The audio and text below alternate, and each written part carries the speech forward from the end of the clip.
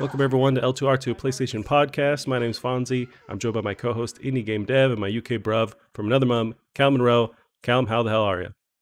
I'm good. I'm a little bit warmer this time because I've got a heater next to me now, but it's still not the hottest. So but I've got my coffee and just surviving these cold winter nights in the south of England. Yeah, there you go. I know. Yeah, last week it was crazy cold. Do your parents banish you into that room too as like a punishment to just make you sit in there in that cold ass room? No, it's just I mean, it's kind of stupid that this is where I put my PC. I thought it was a good idea at the time, but yeah. Well, I mean, there is a heater in here, but it's fried. It smells like it's fried.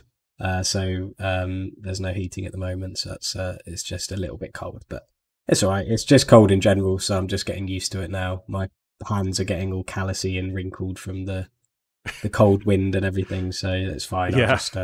I'll just get used to it.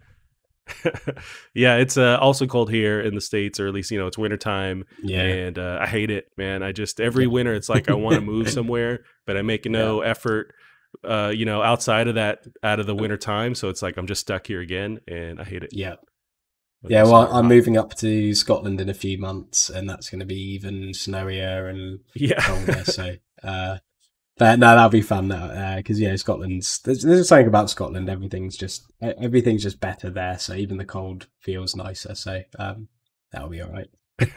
Yeah, I imagine I know you went on that trip a couple months ago, right? And it's just seems like a crazy beautiful area, and just the UK in general has history everywhere, but for some reason, it seems like Scotland is just dripping with just stuff there that you can appreciate.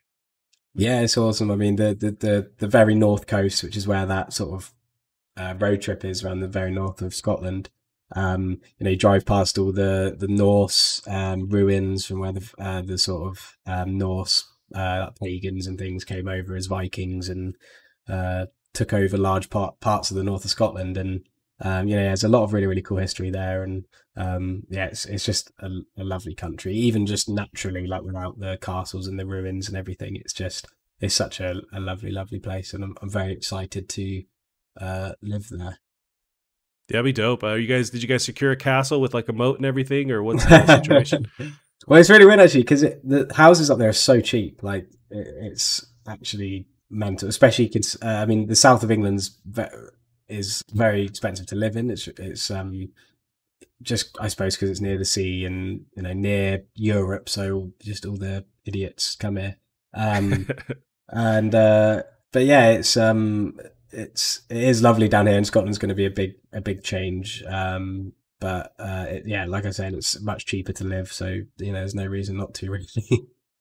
Are you pretty comfortable with like the change in not language, but like the accent? Like you're pretty well versed in like the differences, that you think you'll fit in all right?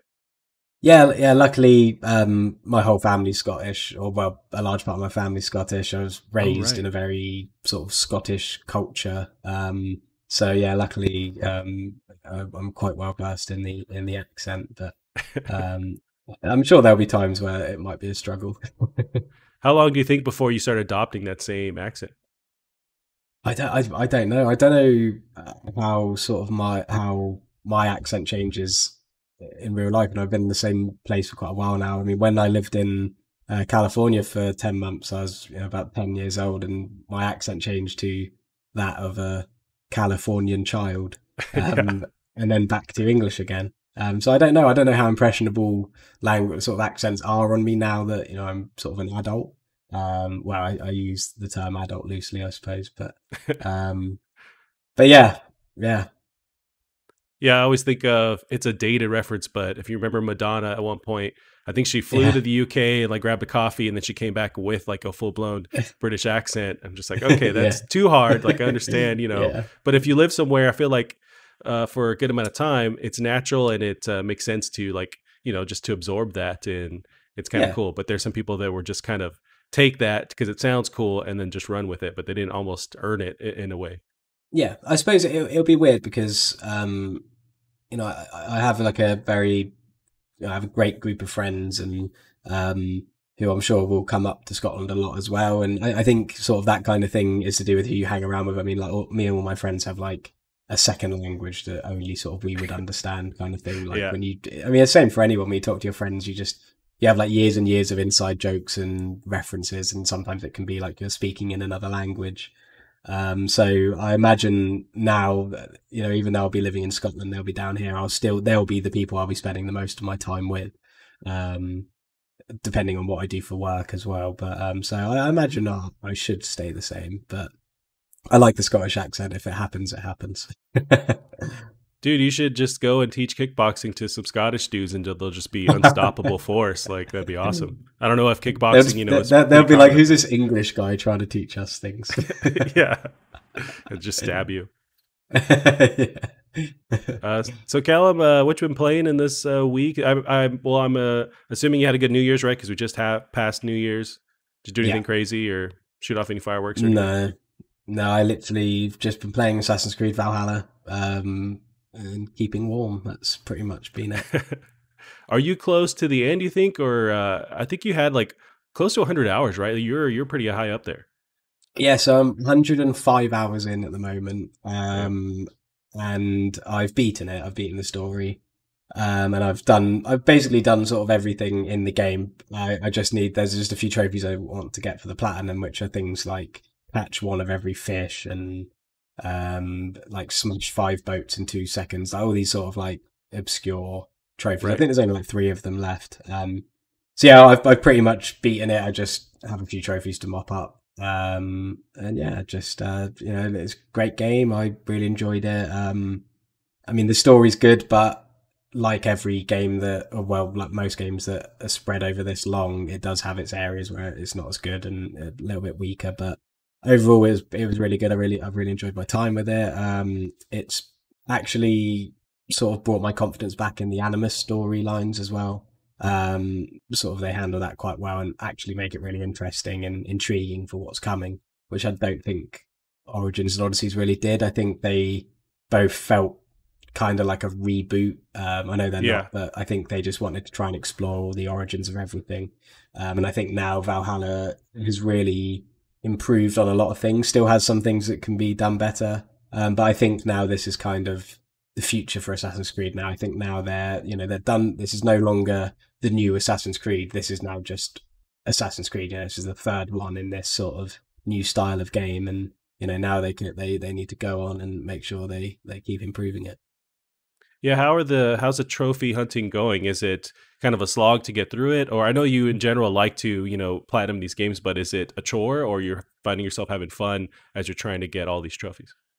Yeah, it's an okay trophy list. It's typical of an open world, game with lots of things to collect and do. Once you do everything on your map in every area, you'll have most of the trophies. Which is sort of the stage I've just got to now. It has the the Order of Ancients, who are like this like network of important enemies who you need to try and sort of find and assassinate, and you need to find clues about the identity of each of them, and assassinating one of them might reveal who one below them is or something like that. And that's a kind of side mission whole arc in itself, and that sort of continues on. Well, it certainly continued on for me after the actual game itself. So from a trophy perspective, you could miss out by not doing that, by just finishing the game and doing the territories. These people aren't marked on your map. You have to go through a sort of separate like whole game mechanic of trying to find them and assassinate them, and it's quite a nice way of extending it on. And there's a couple of other map marker kind of collecting things that will give you some nice story and cool items like Excalibur and Mjolnir and things like that. It's very heavy into its Norse mythology and the mystical. So it's a really, really great game, and it's good for sort of collectathon lovers and trophy hunters as well. Nice. Are you seeing any cool trophies for buying those XP upgrade things? I feel like they could do a cool tie-in with that. I mean, that's just continued to sort of I just still don't understand that even more now I've beaten the game, because for I'd say 90% of that game I felt massively overpowered. By the time you finish a territory, you'll have 2 territories to do, and both of them will be the same sort of level. So by the time you've done one of them, you'll be massively overpowered. And I was just, overpowered enough to just do whatever I wanted throughout the whole game. So it is a strange place to put them in, but there still must be a reason that they've done it, and I don't think they have any place in it at all. It's money, man. But yeah, it is annoying. Yeah. So are you noticing it doesn't seem the game is scaling the difficulty along with you as you become, towards the end of your of leveling up? I noticed the same thing in Cyberpunk, where as I beat the game, I just have this incredible loadout where it's like no one can touch me. But while that sounds cool on paper, then I find myself having less fun. Like, did you feel any of that, or is there still enough of a challenge even though you're No, I think the difficulty spike's quite good. I mean, it has general combat difficulty options, and it also has exploration difficulty, so you can have less markers, a more Ghost of Tsushima style direction if you go for the harder difficulty there, which is interesting. I think I went for just the mixture, which is quite nicely balanced. But yeah, it's sorry. What was the question? I've actually forgotten what I was. I guess just the scaling in general, because I had an opposite experience with Cyberpunk. But sorry, yeah. So the territories all have like a level, and you do it territory by territory, and you're just always the right level, at least. I mean, either you're the right level or you're over leveled. So, but the combat's good. I mean, the enemies constantly felt difficult. It seems like when an enemy's on your level, they will never become weaker. They'll just stay at that difficulty for the rest of the game. Gotcha. And you get lots of abilities and things, so you do get more powerful, and you can upgrade your weapons and everything. But yeah, I mean, I've got one of the end game weapons of Excalibur, and when I go to camps, it doesn't feel like I'm just walking through and destroying everyone.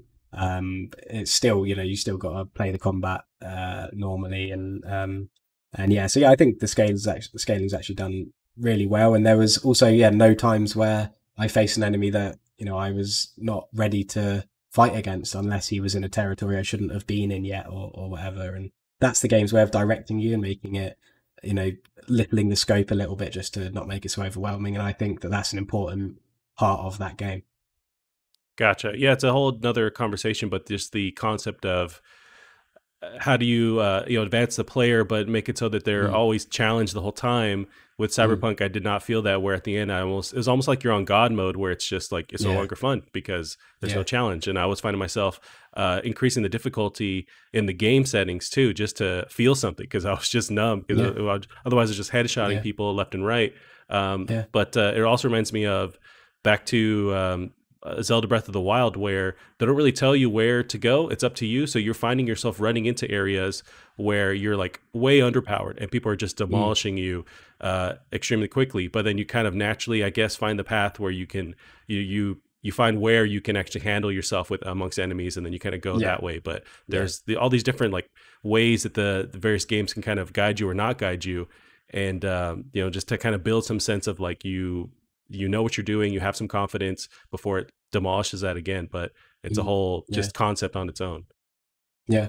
It's funny you say about Cyberpunk, having poor difficulty scaling, because a game that I think is similar to what you're saying is like Skyrim, which I feel, a big thing that separated it negatively from Oblivion is that you're straight away just super overpowered. Like, you just have no trouble with any enemies. One of the first things you do in Skyrim is go in a cave infested with undead, like Draugrs with like Viking swords and things, and you just straight away just destroying everything, and you even fight a dragon early on and all of that.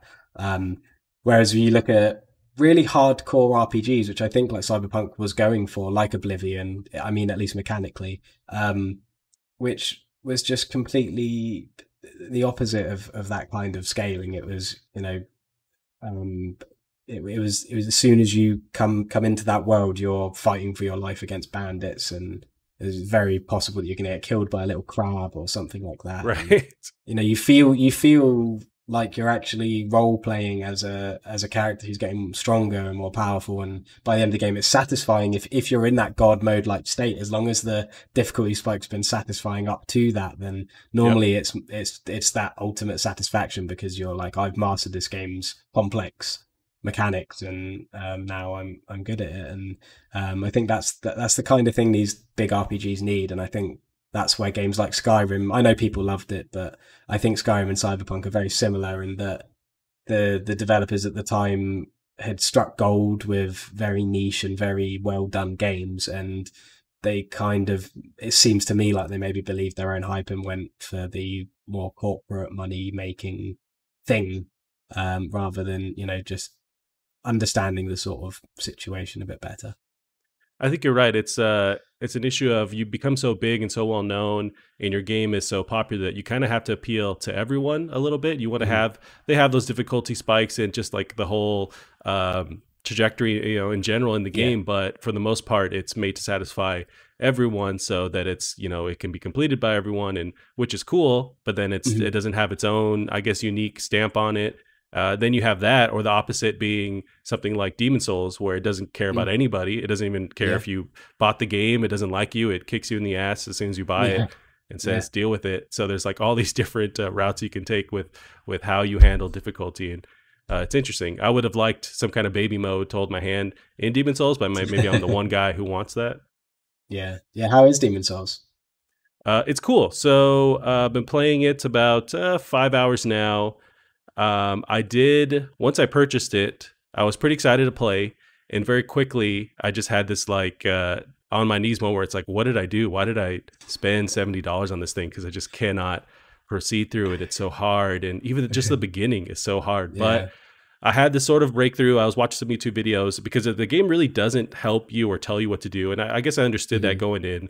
It's not going to hold your hand. I get that, but I watched some stuff, kind of got my brain around mechanics or things that the game does not tell you, and then I went back in and I'm having a bit more fun, and I'm actually progressing. I beat my first mini boss in the game, and it felt pretty good. It took a long time to beat him, and felt pretty good. This is my first time playing one of these games. I think maybe the last game that I played to any extent like this was, there's I'm blanking on the name. It's something Morbid Shell or Mobility Shell. Yeah, I know. Demon Mortal Shell. Is it Mortal Shell? There we go. Yeah. I played the beta on that, and that one just really is way harder than this. It doesn't care at all. I'm surprised there's like a menu screen. The game isn't just in black and white and makes some of your buttons not work. Like, that game really doesn't care about you. But but with Demon Souls, so I'm playing about 4 or 5 hours now. I'm starting to get it. I'm starting to understand the mechanics and the timing. That's a big thing. So the game kind of has its own way of just timing, wanting you to time your attacks and how you block things.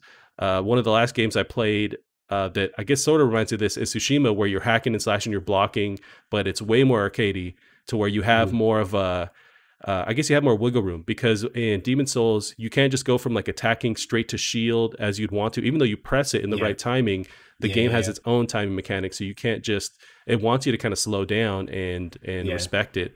And it keeps humbling you by taking all your stuff away. Once you die, you lose your souls, which is like the currency in the game to upgrade your character and buy stuff. Yeah. And which is a cool mechanic on its own, because you have this risk reward thing where you can go through a level and you can build up all these souls, but if you die, you lose them. So you can decide, well, I can leave this world, go back to the Nexus, which is the hub world, and upgrade. But when I do that, all the enemies in that world then repopulate. So there's like this, you kind of have to debate whether I want to go and just not cancel all this progress in the level, because it does remember when you unlock various gates and kind of make your stamp on the world there, it will remember that. It just will repopulate enemies. But I'm liking it. It's going to be a lot of work. I can tell it's going to be a lot of work, but I'm starting to understand the bug, because once you do invest a bunch of time in it, you can feel that moment of success when you do finish a boss or even finish a super hard enemy. It feels that much better, because the game just crapped on you for so long that you actually, have some triumph. So it's, I can get it. I can understand why people are really digging it. This whole world, the Demon or the Souls games world. But I'm starting to understand it. I don't know if I've ever finished this game, but I really, the fact that I had to commit the full price, it's like, I'm playing this. I don't know what's going to happen, but I'm playing this thing, whether I just let the menu play in the background or what. Yeah. I think I like how Sekiro is compared to Guitar Hero a lot in how it's just a rhythm game and, you know, just about reading when to press a certain button to sort of do the same action every time with its parry. I think that's a really good comparison to all the Souls games. I think all of them are just about a rhythm of how the combat works, like you're saying, what the animation frames are like, reading the boss you're fighting and understanding fundamentally how long it takes to roll and you know, how that sort of mechanic works and what weapons you like to use and all of that stuff. And I think it's the same with Guitar Hero. If you play Guitar Hero for the first time, it looks daunting because you have no idea how it works or you know, what even it means. I mean, it's a very abstract game, sort of, if you were to explain it to somebody who's never even seen it. So it's you know, I think obviously Dark Souls is a lot more complex. There's a lot more moving parts and multitude of things that could happen, but at the end of the day, it is about learning, you know, that rhythm and sort of just the general, you know, dance of the game and how to sort of work your way around it. But I think the only reason Guitar Hero is a good comparison is because it's so basic that it can't, you know, be broken. And I think Dark Souls is very intricate, or the Souls games are very intricate in their sort of design of the combat. And I think that's why it can be likened to something like a rhythm, because it is actually learnable, and to make something learnable, I think, is, you know, an accomplishment in itself.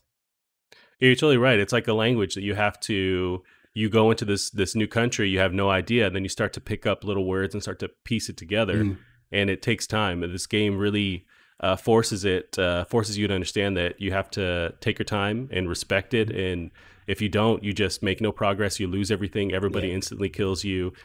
Even if you do respect it, the game still instantly kills you. It's like when I was playing, my wife was sitting next to me and she's like, "So why did you buy this?" It's like, "You never play games like this." And I was like, "I hear you, but this game is just so gorgeous." I think that was a big thing. If this game looked, you know, so, I guess I would let it pass, but it's just so goddamn beautiful that I want to progress through it. I felt the same way about Bloodborne. It's such a unique world, so creepy and gory and weird. I want to get into that, but it's just the gameplay that holds me back. This one at least gives you a little bit more, it kind of does understand that there's newbies coming in. So you have these different classes. One of them is, when I research it, it's the royalty class. It gives you a little bit more magic, and it kind of, your magic it reinstates itself. I'm forgetting the word, but it's a way to kind of play the game where you can lean on that magic a little bit more and kind of progress further and gain some sense of confidence rather. And so that's been really helpful, is that the multiple classes in there. And but I am digging it, and it's crazy beautiful, man. This game is it feels like a PS5, like a next gen game. And that was a big push for even wanting to try this in the first place. But the mechanics are cool. Like I always understood that if I stuck through it, I'm sure I would understand that bug that everybody gets with these games. The only game that I can say that compares to this at all that I've played, man, not even really, but it's called Celeste. It's a 2D platformer, but the whole goal in that game is to die over and over again. And you start to learn the mechanics and the puzzle. So every world you jump into, every level, it seems nuts what they want you to do, but you start dying a bunch, and then you start to figure out, oh, okay, like you start to build everything by dying. And this seems like a game where with Demon Souls, they want you to die so that you understand how to actually fight these enemies and what their weaknesses are, and maybe that you're not ready for this certain part of the level to go somewhere else. So the dying thing is really key. And once you understand that, it makes a bit more sense, and you start to gain more confidence. But it's just, I'm used to these games where they're more arcadey, and they want you to kind of progress a little faster, say like Tsushima or something else. Like it wants you to progress faster and have a bit more fun.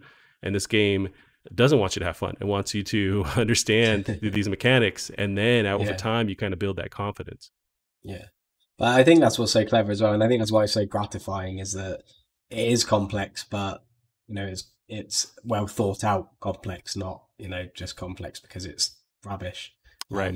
So I think that's why that, you know, they're very cleverly, I mean, I know it's made by Bluepoint, who by the looks of things have done a very good job of replicating everything. But, you know, those fundamental combat mechanics are what makes it so gratifying to play and to beat bosses and everything. And yeah, I really want to play it. I just don't know whether to get that, or I've been looking at Sackboy as well, and I also really need to play Days Gone again. There's lots of games that I want to play, and Demon Souls is one of them. I'd say you could compare Sackboy and Demon Souls. I feel like they gotta be the same. Yeah, it's a very strange sort of two games to wonder which one to get, but yeah, I'll have to have a think. Well, I found that when I go to work, I'll take my Switch with me and I'll jump into the Mario compilation that came out a couple months ago, where it's like Mario Sunshine, Mario 64. I'll play that in the daytime to make myself feel happy, and then I'll go back home and just torture myself by playing Demon Souls. And so there's just a balance there. But yeah, your PS5 into the dark little closet or something. Right. Screams can be heard from. And I just chain myself up and just have somebody just whip me in the back. But yeah, I'm starting to understand the bug that people get with this game, and I do want to keep at it.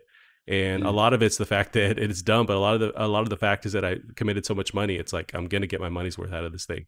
But I know that I'm on that breakthrough to really enjoy it. There are a few things about it that are interesting. So there's no real way to pause the game.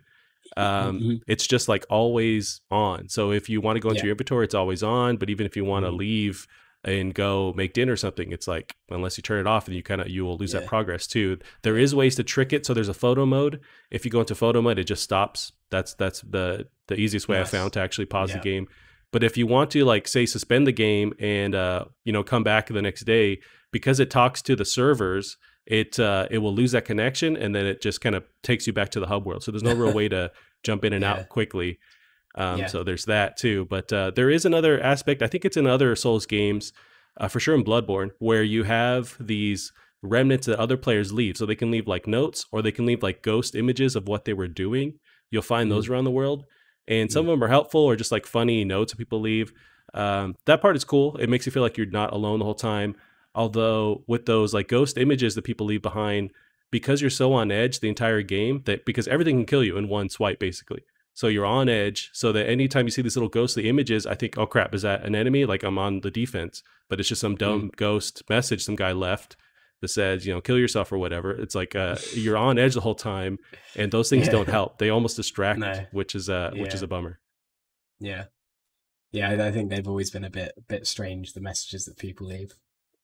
Yeah, and this game doesn't really tell you what to do a lot of the time. So there is one point, it's a pretty big thing you have to do. Once you finally defeat the first mini boss, you have the ability to unlock all these different worlds that you can then just go into. You don't have to like progress in a linear way. You could just jump to different worlds. But to do that, there's this Nexus hub world, and it's kind of a catacomb, situation where there's a bunch of different routes you can take, and you have to talk to some kid who's just like hidden in the catacombs, that you just have to find him. I had to go on YouTube to find it. So the game really doesn't, I don't know, want you to play it. It's very strange where it does not care. And I have to use YouTube to figure it out. So there's a lot of that where I do respect when games and movies too don't hold your hand. I like that, but this game could have used a little bit more. But I don't think the fan base wants that. They like the fact that the game doesn't care about you, doesn't like you, and doesn't tell you what to do. I mean, that's just classic From Software, isn't it? I mean, mostly in their storytelling, they just don't like to have any exposition or anything. They just, they don't like there to be a sort of tale of characters. It's more, you're put in this world and you're exploring it. It's kind of like a museum full of horrible monsters that you're just sort of running through. So it's kind of, like you said, it doesn't hold your hand. It's kind of just up to you to explore and try and find new places and new ways to progress through.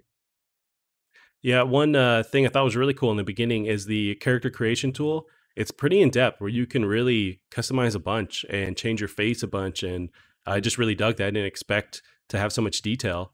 And the last game that I played that had a very popular, creation tool was Cyberpunk, and they really touted and talked about online about how you could change stuff and change your dick size and blah blah blah. But really, it was Demon Souls that had a way better fleshed out creation tool. So I think that they nailed it with that, and I didn't expect that much detail in this game, but Yeah, I mean, there's detail everywhere. Just playing through the game, Mm. they're using what the bones of From Software's Demon Souls, right? But they with whatever tech they're using at Blue Point, they're just able to completely. It's almost like built from the ground up. But I want to say they're using the bones of that old engine. Yeah. Yeah, it's insane. I'm digging it. I'm digging it. It's beautiful. Man, I just want to fast forward to that date 3 years from now where I finally beat this game. I just don't know how. Yeah.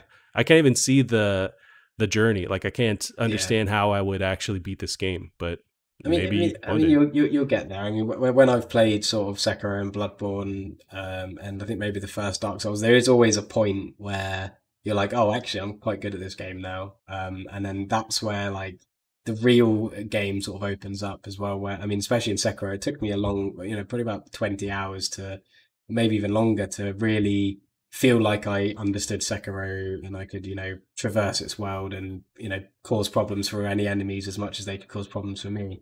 And I think that is a sort of maybe midway point in their games that they're sort of well known for, is this sort of feeling of, I'm up for any enemy that's thrown at me kind of thing, just because you do get to that fluency with how it works. And it does normally take a long, long time. I mean, I remember in Bloodborne, I was just running around like an absolute idiot for the first sort of 10 hours or so. And then it's normally like a boss fight that you end up, getting absolutely whooped on for hours. And then you eventually have to, really sit down and be like, right, I need to figure out all the ways to maneuver around this boss. And then as soon as you come out of that one boss fight that everyone always remembers, I think that's when you sort of feel like, well, I can, I should be able to take on pretty much anything now. Yeah, I'm hoping, I get to that point. Although I do find while I'm playing the game, I turn to a big asshole like in real life. So because the game's so tense and everything can kill you, I'll be playing the game and my dog's trying to like talk to me like, hey, love me, or my wife's trying to say something to me. And it's just like, hey, everyone shut up, because at any moment I could lose all this progress and die. And so it's not the coolest game for people around you because you're just so tense the entire time. It's a whole thing. I think I do need to take my PS5 into just a tiny room and just be able to yell and scream and cut my wrists when I want. But but this is a game that is supposed to be for fun, and so I'm playing it. Yeah. But so going through that, I'm going to see what a week with Demon Souls feels like, and I'm going to keep trying it. But I can start to feel that I'm getting somewhere at least now, but with it. But yeah, Callum. So I've been playing some games. Not a whole lot of news, but we got some stuff we can chat about as I switch over. So there's some PS5 news, sales news. So this is from, it's kind of a rabbit hole, but this is originally from a tweet from Benji Sales, who I follow on Twitter. He's really dope for just for console sales, for video game industry sales. He's kind of becoming a standard for just releasing all this news and talking about it. So the original tweet here is from Benji Sales. New report from DigiTimes on PlayStation 5 shipments, 3.4 million in 4 weeks. It's the highest PlayStation launch shipment ever. It's expected to ship 16.8 million units, or 16.8 to 18 million units in 2021. Increase in shipments to Asia starting early 2021. It's just some positive news about PS5 sales. It's a big deal. Looks like it's on track to sell really well. For context, so Sony reported after the first 3 months at launch with the PS4 that it sold 5.3 million units. So it's possible this will surpass that with just a couple weeks under its belt. So it's great news. Yeah, it's crazy. I think, I mean, with the PS4 selling so much, I think the general player base has probably dramatically increased since the PS4 first released. So, I mean, you'd imagine that the PS5 will outsell it. Whether or not it will outsell it overall, I mean, who knows? But I think I think it's looking like it will. And, I think we could have assumed that it was probably going to smash everything, and it seems to be doing that. And they need to make more because a lot of my friends really want to get them, and they can't even consider getting one at the moment because they're just not available. Right. And it's frustrating. I mean, because they're just so good that there's a lot of my friends who are in kind of these gaming lulls because they've got these PS4s which are super slow and they don't really know what to play. And I said to them, like, as soon as you get the PS5, it's sort of the way it displays your library of games from PS4 as well. It's just such a nice way to sort of play. So yeah, it'd be nice if they can get some more available so that more people can experience it. That's the thing, yeah. So, and I guess it's a balance or like a marketing kind of scheme where you want to always keep that demand going. So it's maybe you don't flood the market, but I think they just can't even flood the market if they wanted to, because there's just logistical stuff right now with COVID and manufacturing across the board. But yeah, as soon as if they can get more of these, so more people can enjoy it. Reminds me of Nintendo with the Wii. I think they kind of falsely created that hype by just limiting the amount. It seems like after time we kind of figured out. It makes them that like new hot thing. Like the I'm thinking of the robot toy in Jingle All the Way, the Christmas movie of Arnold Schwarzenegger. Oh yeah, it's Turbo Man. Yeah, Turbo Man. Yeah. It's basically like a Turbo Man where they're just gone. Just everyone has one. Yeah, that's the thing. There's just so much demand for it. So and really, I think the strength of that demand is the really cool first party game. So you have a reason when you get a PS5 or a reason to buy a PS5. You have Demon's Souls, you have Spider-Man, and just the back catalog of all these great PS5 exclusives, or PS4 exclusives. So with the Xbox, I think they're also in really good place where they're selling a lot of units. But with them, it's more the promise of what could come down the line. And with PlayStation, you just kind of know all these established properties are going to have sequels soon. So you kind of know what's coming down the line. But I think this next few years are going to be an interesting battle as Xbox builds that first party base. And right now they're still in the process of it. But once they start making some really dope announcements and, just quality games start coming out, it's going to make this battle interesting. Yeah, it's weird because it doesn't really matter about... Because I know a lot of people sort of tend to think the PlayStation is just completely superior now, but it's not the case at all. I mean, Xbox is still, like you said, selling really well, and a lot of people are attached to that brand. And yes, it is kind of a future long-term commitment to sort of invest in their ecosystem. I think it's still a safe move. I mean, the games industry is very fickle. There's lots of new studios being acquired and working on games. It takes years to come to fruition. There'll be times where Xbox is ahead, and there'll be times where PlayStation is ahead. It's just how it goes. And I think people will probably try and use this as a way to establish PlayStation's dominance. But I don't. I think it is amazing, and I think they're obviously on top. But I don't think people need to worry about Xbox as well, because I think they're doing just as well. Yeah, with that huge acquisition they made of Bethesda, it's like they're doing all right, and it's just they're more of planting the seeds. They've been planting the seeds for the past couple of years now, so we're going to really see this generation heat up with all of their actual stuff come to fruition, all these games release on that platform. So it's going to be nuts. But yeah, good news for Sony. It's selling, which we could tell that much because no one can get one, so it's obvious that something's going on. This one is it's a weird one. So it's just another company going into that PS5 faceplate marketplace. So we got Dbrand reveals black PS5 faceplates because you assholes can install them. So this is Sammy Barker of PushSquare.com. Do you recall console customization specialist Dbrand's brutally honest post about the PlayStation 5 skins? For those of you who don't recall, the outrageously candid company wrote on Reddit that it had intended to make lots of money from manufacturing adhesive overlays for Sony's next-gen console that would transform its white exterior to a more traditional black. However, it admitted that you assholes wouldn't be able to apply them properly.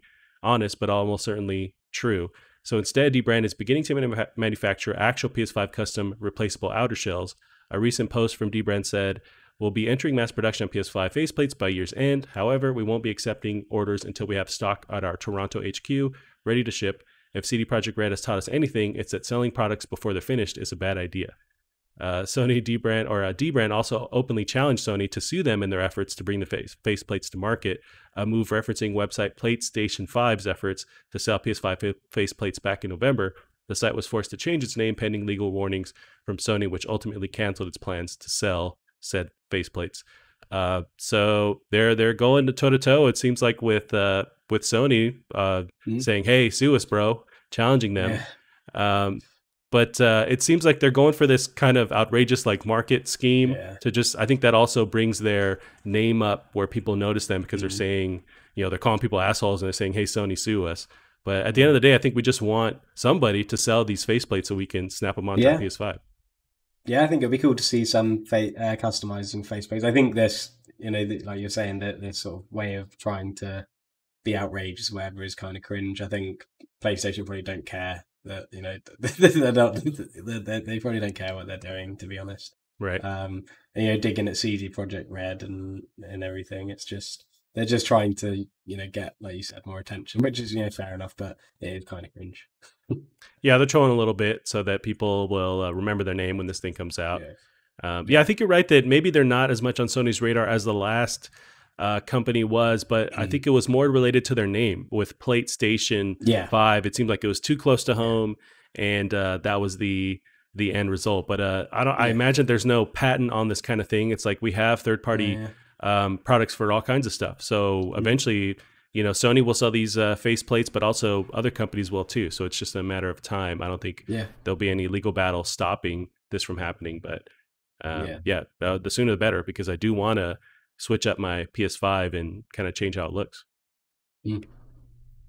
Yeah, I did debate, because you can actually remove the faceplates pretty easy and spray paint them, but it's just another level of I'm not sure if I'm ready to commit.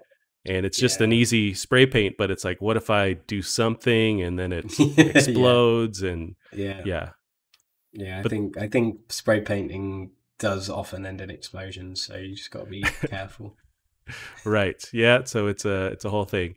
There are some really cool online. You'll see people that have customized their PS5, and there's some really dope ones out there. You can really just make it look super cool. Somebody had replaced the blue LEDs on the inside with RGB ones, so it just looks more like a gaming computer lighting up, which is right up my alley. Because if I could have RGB clothes, I would. I just want RGB everything. Yeah, I think RGB would fit nicely with the PS5. Actually, I think it would. That'd be nice. Because especially now with all your sort of, I've got Asus ROG or ROG keyboard and mouse and motherboard, so I can sort of set it up so that they all sway or wave in unison or whatever.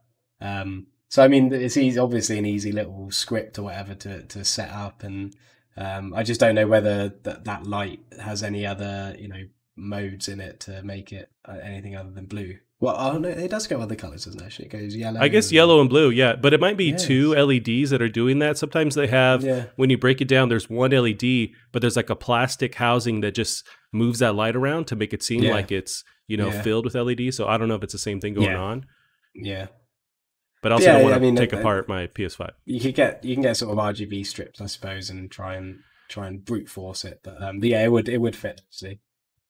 Yeah, that's some people were saying that as well. You could just buy those strips, and this thing's so honking huge, you could fit it in there and fit some, I don't know, just like a pencil sharpener. You could fit whatever else you want in there because there's so much room in this damn thing. But yeah, you could put your own LED strips. I've got to say as well, playing Assassin's Creed Valhalla, which at 4K, 60 FPS, it looks unbelievable. Like, I thought Assassin's Creed Odyssey looked great on my PC, but this on PS5 at 4K looks just and it runs really well, and but yeah, it looks so great, and the PS5 is no hotter than the PS4 got, not loud at all. Really impressive engineering, I think, and it seems to just I've had no issues at all in terms of heat or noise, and I think considering what's being output onto my television is incredible, because my PC is water cooled and it's got good airflow and everything, and that gets hot when I play Assassin's Creed at 1440p. So hats off to the guys who have made this hulking monstrosity so thermally equipped. Yeah, that's a thing. We talked a lot and it's been online. All the crap talked about how ugly this thing is, or it's a router, how huge it is. They're right, but the benefit of this design is that it can stay quiet, stay cool, and I think that was their big focus. I'm sure that they could maybe could have made a smaller one. Maybe they had a concept for a smaller PS5, but then you lose that ability to be as quiet and as cool. So I think they made the right choice, and it stands out. It looks different, so it catches people's eye that way too. But do you think we see? It's inevitable, but down the line, maybe 4 years from now, we see a slim PS5. Can they make this thing any smaller, or what would they be able to do to actually shrink the size that they couldn't do now? I'm sure things will get smaller as sort of ways of computing advance or whatever. And yeah, I'm sure we'll get a PS5 Slim. Maybe that's their way of getting into 1440p, same as Xbox Series S. But yeah, I'm sure we'll see an iteration of it. And yeah, I'm excited to see it because the more console generations there are, the more you compare it to previous ones and sort of just see where it lines up in comparison. I mean, I think that's why Astro's Playroom was so fun for everybody because we got a nice history of PlayStation, got to sort of relive all the different iterations of things and the weird and wonderful things that PlayStation ended up releasing. So it's exciting to sort of wonder about what they're going to do to this PS5. Yeah, I think it'd be cool if they go the other route. So we're expecting a slimmer model. They just go with a super fat mode. They just get even bigger, where it just bevels completely on the sides, and just like, here you go. It's a fatter PS5.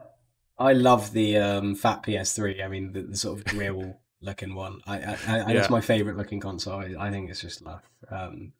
So yeah, I think if they were to sort of do one of them, because I don't know, I'd say that's probably not taller than a PS5, but definitely like bigger overall. It might be, yeah, at its most wide point on the PS3, it might be as wide as the PS5 because it really had an ass on it for sure. That was the thing. It's got some junk, but it's a lovely console. For sure, yeah. But even that, they're able to really slim it down. So I just don't know how they're able to shrink this. So the whole thing with there's like a proprietary special fan that they built. Do they make that smaller? I don't know, but you'd have to imagine, yes, eventually they will be able to shrink this thing down. I just don't know how they're going to do that.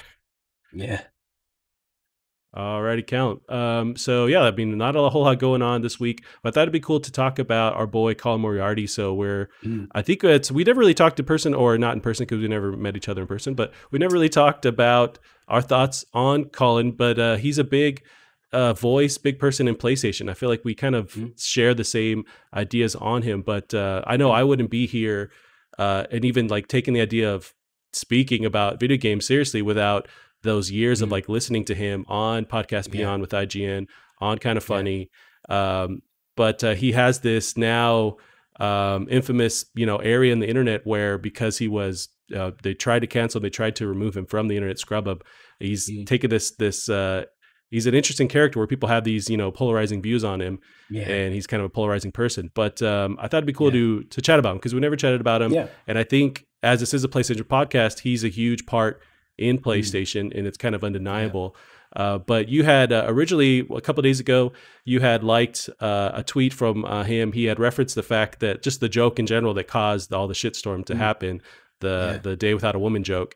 And I thought it was 3 years since then, but it was actually, it was in March 17th when he actually made that tweet. But he was referencing another person on Twitter saying, like, what was the dumbest thing that caused outrage? And everyone was just like, going off with their minuscule tweets. And then he comes in with, I was canceled for this. So like I trumped everybody. But it just got my gears rolling in my brain where it's like, we never chatted about how that whole thing went down and what are our thoughts about it. But I guess what are your overall thoughts on Colin? How did you feel when this stuff happened? And were you a big, fan of his from the beginning? Where did you first jump onto the Colin Moriarty train? Yeah, I think he is a very important figure in PlayStation and just games in general. I think he has a great mind for games. He is very well educated in games and he's very articulate. And I think, like you said, he's very influential to anybody who likes games. I think his opinions hold weight. I think the way I think his just general ideals about games are, very well. He sort of explains himself well, and I think he's just nice to listen to. And I've been sort of hooked to him since for probably at least 10 years now, with IGN Beyond, and listened to him and Greg Miller. And when they left and did Kind of Funny, that was great, and it was really cool to see them do their own thing. And it was strange. I mean, I remember I used to love Kind of Funny. I used to watch, even their sort of podcast where they would all sit and just talk about life related topics. I think they had a great chemistry, and but I think, like a lot of people, I was mostly there for Colin, and I think he was the most interesting, and you could tell he sort of was just the most real about of them all, and I think they all were to an extent because they were very comfortable with each other. But yeah, when all the fallout happened, and I imagine there's a lot more to it than maybe the surface sort of reveals, but it is just it's just mental. I mean, some of the things that are said about him that are just it's just bizarre. I mean, there's even if there's somebody who who I enjoy and people have got poor opinions about things they said or things like that, that's fair enough. And but with as somebody who's listened to a lot of Colin, and I feel like because of how sort of personal he sort of gets with his listeners as well, I feel like we do kind of understand the kind of guy he is, and to see some of the things that people say it's just mental. And the joke itself is it's not even a good joke. I mean, it's just a stupid Yeah. I mean, I remember he said in one of his podcasts, and he was talking about it, he said that he was just led in bed with his girlfriend at the time, and just said, "Oh, this would be a funny tweet," and did it, and didn't think about it, and then all of this happened. And I think I mean, obviously it's worked out really well for him. I mean, Sacred Symbols is awesome, and Right. I think he's flourishing now, and it's a really nice story to sort of see unfold. But yeah, I think what happened was just ridiculous, and I think it really exposed some kind of almost bully-ish ideologies that there are in the industry. And I think a lot of people worry too much about their reputation than just to speak honestly. And I think the problem is that when you say something like that, it normally sounds like you're defending somebody like truth hurts kind of behavior, but it's not that at all. I just think Colin's just not afraid to be stupid and just silly, and at the expense of just a stupid throwaway joke. And I think that translates into why everybody loves him so much, because he is very honest and open and with all of his views. But he seems to be one of the most welcoming and understanding person. I mean, he did his fireside chats with people from all over the world, and so yeah, I mean, it is just ridiculous. And I mean, I think anybody who has actually listened to Colin knows this. And I mean, I can't even imagine what it's like to be defamed like that for absolutely no reason. I mean, it's literal fabrication, some of the things that are said about him. Yeah, no, you touched on like the same thoughts that I have. He's kind of became this poster person for this cancel kind of movement of which is sometimes justified, I guess, for when people are really doing like outrageous stuff. But with Colin, the joke itself didn't warrant the fallout, but it was really an exposed or gave a chance for people to pounce on him that just did not like him to begin with. And then when you break down, okay, why did people not like him? Because when I go back and listen to older podcasts, and there's so many with him, that he really does talk about in depth about his views on stuff. He's willing to understand different points of view on a subject. And I guess maybe it falls back to his, he used to be or was really big into the Republican Party. But even, and that's one thing, it's like if you listen to it, you understand. But like even he talked about, it's like I kind of left that because I was more fiscal conservative, but when it came to like social politics, I was always super progressive on that stuff. And so, but people ended up labeling him as this like alt-right character. It's like, which he never was. But it's these people that just didn't listen to him and kind of wanted to paint him a certain way. And it's also a bigger topic on just the gaming media side of things in general, where if you don't kind of play by the rules or follow this ideology, then you're kind of cast out. But the ideology itself becomes more and more extreme and doesn't allow for like any nuance or just even like picking apart of subject in general. Sometimes people aren't trying to remove this point of view, but they're trying to let's break it down. Let's talk about like why we're doing this, but you can't even talk about it for whatever reasons. Like, but he's that kind of person that will honestly look at different sides of a topic, honestly. And it's an industry that doesn't want that anymore, which is strange because it's journalism, like removing bias and talking about subjects without that bias, but they don't want him there, but he does that. So it's very strange, and it's unfortunate, but it's all stuff that would have been squashed if you actually like listen to the dude, but no one listens to him. And so he's being canceled by people that don't listen to him or care what he has to say to begin with. I mean, I think it's definitely a vocal minority now. I mean, like we said, he's hugely successful now. I mean, one of the top he's probably the top gaming patron now by now, I imagine. And so it's clear that he's not this horrible caricature that people make of him, because he wouldn't be so. He wouldn't have all these, really dedicated fans and listeners, and it's and he's now doing game writing. Owns a game studio which he writes for, which is really cool. And he's a really inspiring guy, I think. And I haven't listened to Sacred Symbols in a few weeks. I just sort of forgot. In fact, I started listening to I think they've just released a Final Fantasy VII one or something, which I was listening to. Oh, nice. But you can just drop in and drop out and listen, and it's just always the same sort of just great sort of content. And I think that speaks for itself. And as much as he's sort of seems to be okay with it now, I think he's kind of used to it. It's still, for anybody, as soon as you know somebody and you see these people saying these just completely ridiculous things, it can just be hard to sort of accept, really. Yeah, it really frames the problem with Twitter in general too, because you don't have a chance to explain yourself in these tweets to a degree that people understand, like where you're coming from or understand the context. And Twitter's just like the worst place for that. So that's why I enjoy these like freeform podcasts where you can actually sit down and talk about what you're thinking, what you're feeling. It's just Twitter is not the place to do that. But that's where people, that's where you find the most outrage on these various tweets. But there's just no explanation. By the time you go and try and explain it, there's all this backlash from that original tweet that you can't really reinforce what you're thinking or talk about what you're thinking. So I think that really framed it for me is just like Twitter being this really negative. There's so much positive. Like you can find people on Twitter, you can connect, you can share stuff, but there's also this dark side of it where it's like people don't want to understand or think beyond that tweet. And it's kind of funny how it's infiltrated my brain, where because Colin's such a polarizing figure, and being someone who's trying to podcast and like trying to talk to indie devs and trying to talk to other people and connect, I find myself like second guessing, should I like this? Should I retweet it? I know Colin's he's not liked by some people, and it's a gross feeling that I don't want to have anymore. Like I'm not gonna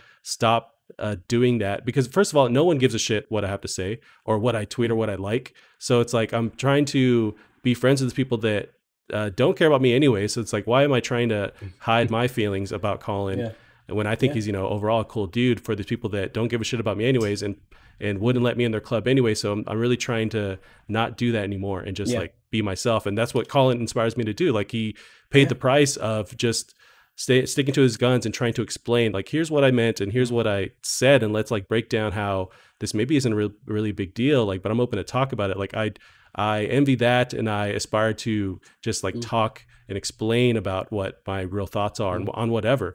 And things can be boiled down to this like easily digestible tweet a lot of the times. There's so many gray areas in just life in general. That's part of being an adult. You realize the entire world is gray and fucked up. It's like it requires explaining. Sometimes two things can be true at the same time, and you just have to talk about it. That's part of being an adult. But with Twitter, and it seems like gaming media in general, there's no room for that nuance to conversate. It's like they just want something to be a certain way. And if you try and talk about how it could be another way, or there could be some nuance in it, they kind of shut you down. So it's a very strange world. Yeah, I mean, it is. And I mean, obviously he talks a lot about game journalism because that's what he got into. And it is very much dominated by a certain perspective. And, I don't know who pulls the strings, or the sort of more popular sort of outlets, but there is just a very certain thing, almost like you're not allowed to disagree or go against that sort of kind of thing. But I think it's getting better, and I think there's a lot more. I think game journalism's kind of dying, not because of the quality of the content, but because people just prefer watching videos now. People just prefer being able to listen to something rather than having to read it, which I think is a shame. I think written content is amazing, and I think it still definitely does have a place, and people do still use it, but I think the majority of people do just prefer to watch videos, which is obviously what Kind of Funny even was at the start. That was a venture that made sense to them, And I think what happened with them is probably a lot more complex than just the Twitter joke.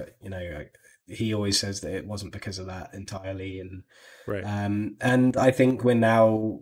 I think Greg Miller's great. I think, again, I listened to him for many years, and I think he's an amazing guy as well, and he's done amazingly well for himself. But I think you can see where Greg has taken kind of funny and how that doesn't fit with Colin's kind of character. Right. So I think that you can kind of see why maybe things didn't work out there, because there's definitely, I mean, the way that they run that place is not at all. You couldn't imagine Colin in that kind of setup. I don't think he would sort of fit there anyway. So I think, as things normally do, everything worked out for the best, and I think it is a shame. And like you were saying there, even being afraid to sort of like or retweet him, I think that is still there in that community, in that kind of funny community. There is a kind of edginess and anxiety around whether they're going to interact with each other, and that's a shame. But that such is the way. I mean, the same with the console wars. There's always wars between fans of different things, and it's very strange, but that's how it is. And but yeah, I mean, I think now that we can look back in hindsight at it and say, well, it all worked out for him now, and he must have had a horrible time with dealing with that. It must have been awful, but it's swang back round, and he's got his due rewards for the content he makes. Yeah, no, I agree. It is interesting how they mention on his Sacred Symbols podcast often how there's really no relationship with Sony anymore, and it's kind of this slap in the face for we started talking about him being this PlayStation figure, and there is a lot of credit I think is due for him and for what Greg did for just like the PlayStation fan base by reinvigorating it, by giving people one of the biggest outlets to come together and to just love PlayStation. They're huge in that world.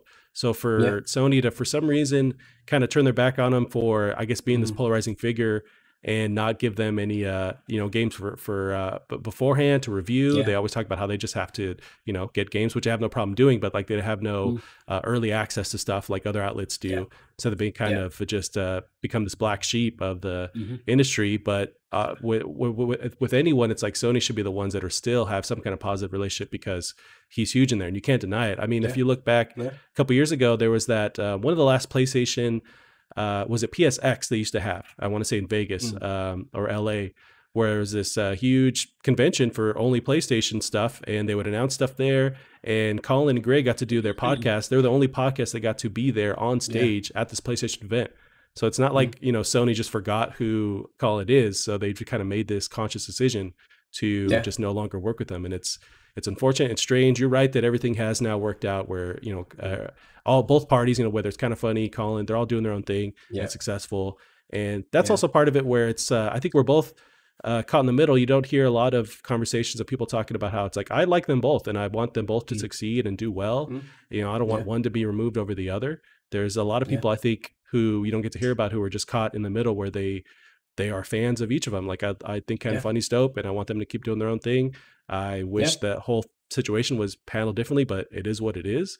And I think there's room for people to like both and to, whether it comes down to other aspects of the gaming media as well. Like there's outlets that go more extreme, like say like Polygon or Kotaku, but there's still articles that I've read and enjoy there as well. Like so, even though they share maybe more extreme views or like just different views in general than I do, at times, I still like them as an outlet. We've talked about Jason Schreier. That dude does not sound like a guy you want to grab a beer with, but I still respect his ability to cover the industry. But I want to hear more about people that have like both views or like simultaneous views on stuff, because I think there's a lot of us caught in the middle that it's not just black or white. We kind of will ingest everything. I think people need to be more conscious of the fact that nothing's as black and white as it seems, especially with relationships with people we don't know. These are figures that we listen to their podcast and we listen to their content, but we don't know them. We don't know what they do and what's going on in the background. And I think a lot of people try and assume that they do and that things are simpler than they seem. And I think that's where you have people picking sides, and I just don't think that's right. And I'm sure, for example, Greg Miller has his, reasons, and I mean, I know that they do, they mention each other from time to time, and I know Greg played the Sacred Symbols game and really, really enjoyed it, and they both wish each other well, and um, it's their thing, it's their business. So to sort of pick sides, and I mean, it's from both sides. I mean, you get some weird people who follow Colin who will comment on the odd thing. I mean, it's probably not as bad anymore, but I know it was at first. Comment on the odd thing and just be straight. But that just looks so bad on the person you're talking on behalf of, and Right. It's just a mess. I mean, social media in general is just a big mess. But yeah, I think, like you said, I think it's important to just remember that people have different perspectives, and at the end of the day, these are PlayStation podcasts, and you should come first and foremost for PlayStation content. It just so happens that Colin sort of has suffered because, well, I don't even know why, to be honest. I mean, even though, like you're saying, he is a conservative, I don't know why that matters at all. I mean, I'm not politically charged, as you know, and I don't care what people think of the world and everything. It's such a massive, obtuse sort of topic, and people have so many different perspectives, and the way they were raised, and things people have told them, the news they read, everything. It's just your political views are just a product of what you've been told, what you've seen, and what you've grown up around, and they should in no way impact your ability to listen to what they have to say, or if it's something to do with PlayStation, then why does it matter what way he sort of considers himself politically? And he doesn't even talk about politics. I mean, I know he started doing like a history and politics podcast. That was when I stopped listening to him because I wasn't interested in that. But he doesn't ever bring it up in games. And if he does, he brings it up from a very neutral standpoint where he's just not reporting it, but I mean, just talking about it. And I just think it is so bizarre. It is one of those things where I can't even try and stick up for him, because there's nothing to say, oh, he did say this, but there's nothing even like that to even bring up. But there's just nothing he has done, in my opinion, that is the reason for any ill will towards him. Yeah, you mentioned something that it's a view I also share, where if it's a figure that I like them for something else, and you hear that they said something weird, it's like, for the most, unless it's a crazy extreme, it's like, I just don't care. So there's it happened recently with I love this band called the Deftones, and one of their bassists or their guitarists had mentioned something about flat Earth and being a flat earther, and there's all these articles written about him. And it's just like, okay, he's crazy, but I don't care. It's like, I like I like their music. I'm going to them for their music, not for life advice. So who gives a fuck? But like, there's a lot of that happens online where it's like, oh, did you hear how they really feel about this? It's like, unless it's some Nazi stuff or something extreme, it's like, I just don't care.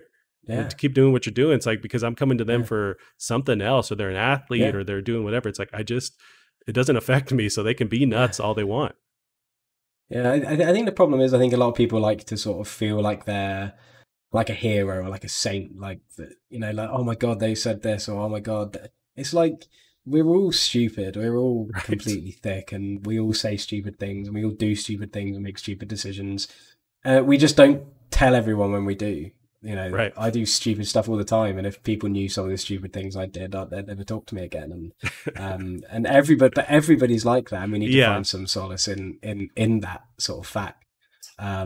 So yeah, I think obviously if it's something that's hateful or abusive or actually morally bad or awful, then that's different. But someone to say something stupid, or to not really be educated on something before they say it, or it's just a product of life, isn't it? We're all stupid, and I think that's what everyone needs to remember. Nobody knows what they're doing, and nobody is a saint, especially not priests.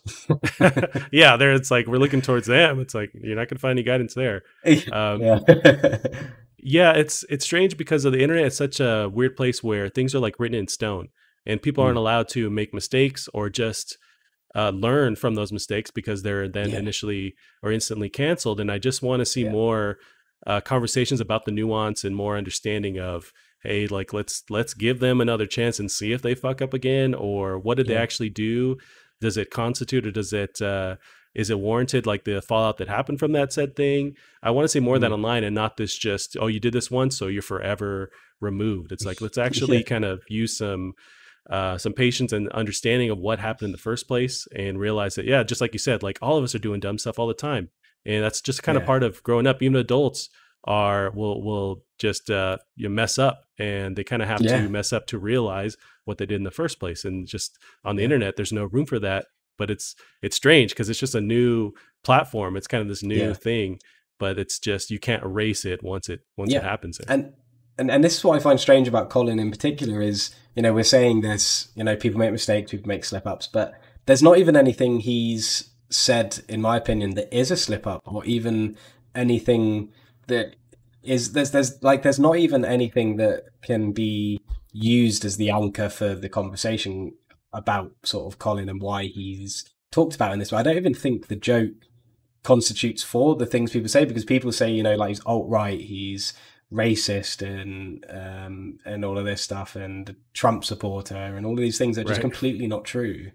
And it's just that, yeah, there's just not really, as soon as somebody says that kind of thing, then you just know that they clearly have never listened to a single word that has come out of his mouth. And but yeah, I do find it very strange, because I can't even pinpoint what it is that why we are even talking about him in this light, because it can't be the joke. And I think you mentioned earlier, it seems like the joke was a reason to jump on him, and I don't know. I don't know whether it's just because he was so much better than every other game journalist or presenter or anything. His content was just, miles above everyone else's, and they were all jealous. But I don't know. And I mean, I'm sure it is probably to do with politics as well, because I know how fickle and ridiculous that is. But yeah, it is strange to have the conversation about people making mistakes and deserving another chance, when there wasn't even a mistake in the first place by Colin, in my opinion. I think it was just all against him just because people are idiots. Yeah, and it's this kind of thing where I guess it works for these people that do want to cancel someone. It works when it's on the other side, or it's not on your team, or it's not happening to you. But if it did happen to you, something was taken out of context, you better hope that there is some kind of understanding of nuance, and they'd give you a second chance. But like, it's kind of dangerous to support this quick jump to cancel people, remove people without really any information. Because if it's targeted towards you, then you'd want that, you'd want a fair trial, you'd want all this time spent and people understanding. Yeah. But it seems like when it's not happening to you, then it's okay, it's cool to just remove this person without any explanation. But yeah, I know that 100% no one would want this to happen to them and not be able to explain themselves and talk about it. Yeah, it is a shame. And I mean, it's like Jim Sterling as well, who I also like. He's very funny and switched on. I think him, I know that Colin interviewed Jim once, and they got on really well, and I think they're very similar in a lot of ways. I mean, I know they're probably politically different on paper, but I think they actually share a lot of ideals about the industry, and they seem to be pretty good friends on camera, but that seems to be a relationship that's deteriorated as well. And I just, that's the kind of thing that happens from this. And you do just wonder how people who seem to have a good grasp on life and how things work can just dislike somebody based on hearsay and rumors and just ridiculous character sort of assassinations. So yeah, it's a shame, because I mean, it'd be great to see Colin be PlayStation's golden child. He would. I think it would be the wisest business decision in the world to properly feature Colin in PlayStation things, and have him at the forefront of a lot of the things they do. I think he's a very, like you said, polarizing in all the best ways. I think people listen to him, people respect him, and he, is very good at articulating himself. And I think his love for PlayStation should be, used by PlayStation, but for whatever reason, it doesn't seem like it will be. Yeah, I hope that one day that can happen. I think at the end of the day, we just need to see more conversations happen either online or offline. But I think the problem is you're seeing people that react to tweets and retweet stuff and shoot back on a tweet with a short response. I think a lot of this could be squashed if people were able to sit down and talk to each other. I know it's a crazy idea, but if you were actually to talk to someone who had had a disagreement with, you could actually in long form explain it and conversate and realize it's like, okay, here's where I was coming from. And then you can kind of understand the other person a bit more.